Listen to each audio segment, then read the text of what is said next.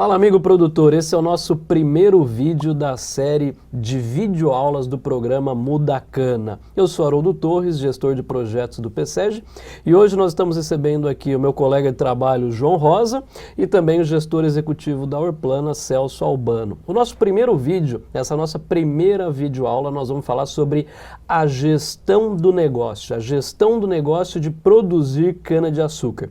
E para começar, quero jogar a bola para o Celso para que ele possa nos dizer o seguinte: quais são os pilares, ou justamente quais são os principais pontos de atenção sobre a gestão do negócio do produtor de cana? Olá, Haroldo. Bom, principalmente acho que a gente tem que discutir ele começar a olhar para dentro do seu negócio e deixar de ficar esperando respostas de fora. Então, saber trabalhar com seus recursos, principalmente recursos humanos, materiais e financeiros. Então, acho que o pilar do negócio é ele saber exatamente o que ele tem de disponibilidade para poder trabalhar dentro das suas limitações, das suas competências, fazer uma boa performance de produção. Agora, pensando nisso, João, você que trabalha com produtor, o Celso falou assim, olha, precisa ter informações, né? Você que está sempre fazendo o levantamento de custos, como é que você vê isso, não só para o custo, mas como é que o produtor ele lida com as informações? Bom, primeiro só agradecer a oportunidade, o convite da Orplana, do Solidariedade, poder dirigir ao público e estar participando do início de um programa que eu tenho certeza vai ser de muito sucesso. Como o Celso colocou, né, e a gente vê em administração, você não toma uma decisão se você não tem informação. Na verdade, você pode até tomar, mas isso vai ser um puro achismo. Então, um produtor, ele se autoconhecer, ele ter um diagnóstico de todos os, vamos colocar, de todos os contextos da sua produção é fundamental para que ele tenha sucesso na atividade, né? Então, a gente que roda bastante vê, e na parte de custos, principalmente, que vai ser uma das temáticas que nós vamos desenvolver, infelizmente eu posso falar que 90% dos produtores, de forma geral, eles acabam não controlando essas informações. Então ele está sempre em uma carência e acabando tomando as decisões do achismo. Então tem função disso que a gente vê vários aí produtores que acabaram saindo da atividade. Então ele tem um raio-x, um diagnóstico, né, dos diversos segmentos da sua produção, é fundamental aí para que ele tenha sucesso na atividade, ainda mais diante de um contexto de inovação e revolução que a gente vive na cadeia sucroenergética. O que é interessante, pessoal, que como o João está colocando dessa questão da revolução, da inovação, a gente falava lá atrás sobre agricultura de precisão, hoje nós estamos falando da agricultura da informação, ou seja, uma própria colhedora de cana gera um volume gigantesco de dados e informações, seja velocidade, consumo de combustível, produtividade, enfim. E o que é interessante é que a gente acaba tendo uma massa substancial de dados e acaba não analisando esses dados. Então aqui, Celso, a minha pergunta que eu faço para você é a seguinte: como é que o produtor então ele tem que encarar? Será que é uma questão de mudança de atitude? É uma mudança cultural? É uma mudança de mindset? Porque em alguns casos, quando a gente olha para alguns produtores, ele fala, eu sempre fiz assim e sempre deu certo. Será que não é exatamente isso que ele está fazendo de errado? Acho que a gente tem que buscar na história do produtor de cana as mudanças que o cenário canavieiro trouxe nos últimos 15 anos, né? Acho que a entrada de novas unidades, entrando em novos estados, entrando em regiões anteriormente inóspitas ou não adaptadas à cana-de-açúcar, com grupos econômicos com uma visão diferente do negócio, buscando principalmente o resultado econômico, né? Acabou trazendo então uma mudança de visão. Aquele produtor que não tiver as ferramentas de informação, como o João falou, as informações de custo, e se antecipar com a ajuda de outros ou com a sua própria ajuda, ele vai ficar fadado a ficar atrasado, né? Então, como que ele pode pensar nessa mudança cultural? Principalmente pensando em região Centro-Sul, a região Centro-Sul do Brasil, ela teve essa mudança de 15 anos e todo mundo estava fadado pensando somente na atividade do maior estado produtor. O produtor do estado de São Paulo, ele sempre tinha como centro do negócio canavieiro o estado de São Paulo. Com o passar do tempo, as novas unidades que foram abrindo em Minas, em Goiás, no Mato Grosso do Sul, já vieram com uma performance totalmente diferente, buscando eficiência, aquele produtor que busca crescer e chegar até o ponto de entregar a cana dentro da usina. Então ele tem que ter um modelo diferente de produção. Ele não é só aquele produtor que faz a produção e venham buscar na minha propriedade através de colheita de terceiros ou a própria indústria faz. Ele já tem que começar a pensar, entender que ele pode ganhar também virando um produtor mais verticalizado. Então essa mudança de cultura traz, acho que, uma desconstrução do modelo atual do produtor de cana, em que ele terminava a sua atividade a hora que a cana estava pronta para colher. Ele tem que interagir cada vez mais com a atividade, ele tem que entender como utilizar seus recursos, ele tem que entrar no relacionamento contratual e comercial com a indústria, provocando melhorias, porque ele também está ficando melhor.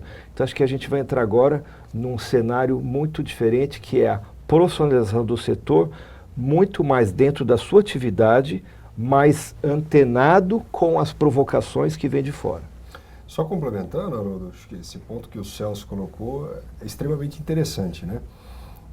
O produtor rural, ele deixa de ser simplesmente um produtor rural tradicional, que é aquele cara que estava voltado para o estabelecimento da cultura em si, né? Ele tem que ser um cara muito mais eclético, né? Um empresário rural, que como o Celso colocou. Então ele tem que cuidar da parte de negociação, ele tem que cuidar da parte ali do estabelecimento de leis trabalhistas. Então essa pluralidade, né, que deixa de ser simplesmente um produtor rural, acaba sendo aí fundamental para que ele sobreviva na atividade num panorama tão dinâmico. E aí que calha também, uma coisa que a gente vai falar em programas futuros, eu sempre fiz desse jeito e sempre deu certo, não cola mais. Inclusive esse é um dos pontos de conflito até na questão de sucessão familiar, que a gente acaba vendo. Mas isso, como eu disse, é papo para outros capítulos, e eu acho que a ideia é, diante do contexto, você ficar antenado para conseguir manter a atividade. O que é legal, pessoal, não sei se vocês perceberam que a temática deste primeiro bloco, desse primeiro vídeo, é gestão do negócio. E o que é interessante é que quando a gente começa a extrair aqui, nós estamos falando de gestão num contexto mais genérico, mas perceba que indiretamente nós já falamos gestão da informação, ou gestão documental, que é um pilar essencial, porque sem informação ou sem dados você não consegue tomar a decisão. O João acabou de falar de gestão da mudança, ou seja, isso também precisa estar incutido na nossa área. O Celso colocou muito bem aqui gestão financeira e econômica da atividade. Nós falamos de negociação.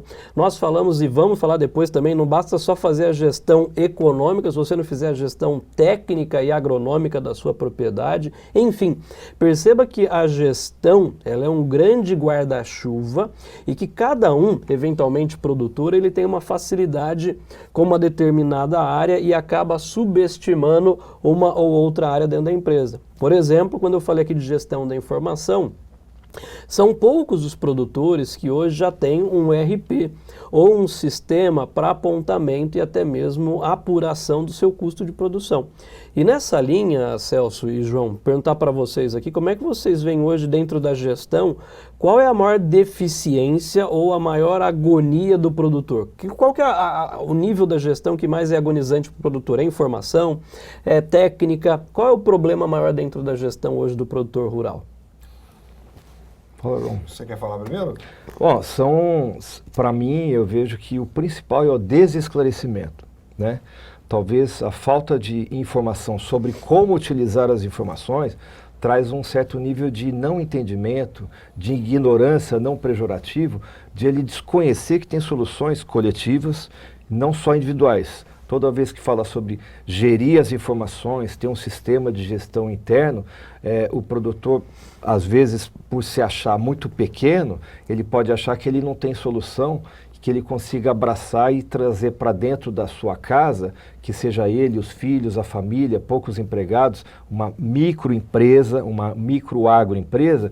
Tem vários sistemas hoje e ferramentas que podem ser feitos através do apoio da associação a que ele pertence, né?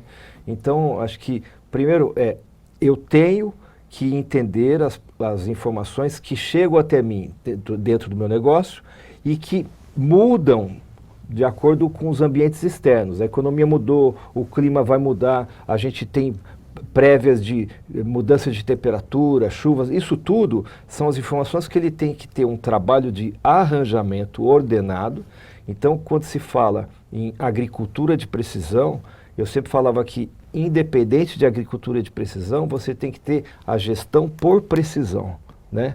Então, acho que se você conseguir trabalhar esse binômio, eu sou preciso nos meus processos, porque eu preciso entender como administrar os recursos que eu tenho e utilizar ferramentas que sejam gestão otimizada da informação por um sistema básico, por uma planilha simples de Excel, que o botão pode ajudar bastante nisso, por um sistema ERP, ou às vezes até apoio de associações que estão começando a olhar para isso. Além disso, ele tem que também estar muito conectado com os propósitos da empresa a quem ele entrega a cana. Então, assim, a empresa, a indústria que ele tem um contrato de médio a longo prazo, ela geralmente tem diretrizes que ela também tem que ser transparente. Essa transparência traz já a mudança cultural que a gente falou. O produtor que não buscar entender através da associação que o representa junto em câmaras e comissões de negociação, quais são as metas do médio e longo prazo daquela indústria, ele vai chegar num ponto que fala assim, eu vou só produzir cana e não interfiro no negócio que eu faço parte, que é um macronegócio. Então, acho que é isso que é muito importante a gente abordar. Eu só queria complementar rapidamente o que o Celso colocou de 2 pontos aí que eu julgo legal. Essa questão da informação, ela acho que não tem momento mais importante para ela do que esse, já que nós estamos numa onda crescente aí, quente, né, acalorada do RenovaBio, que o produtor que simplesmente não tiver informação para justificar efetivamente o que ele faz, ele vai estar fora do negócio. Então, assim, tudo começa a ser pautado em informação. E aí, já que você deu uma visão bem interessante da situação do produtor, né, eu queria falar também um pouquinho das empresas que fornecem tecnologia.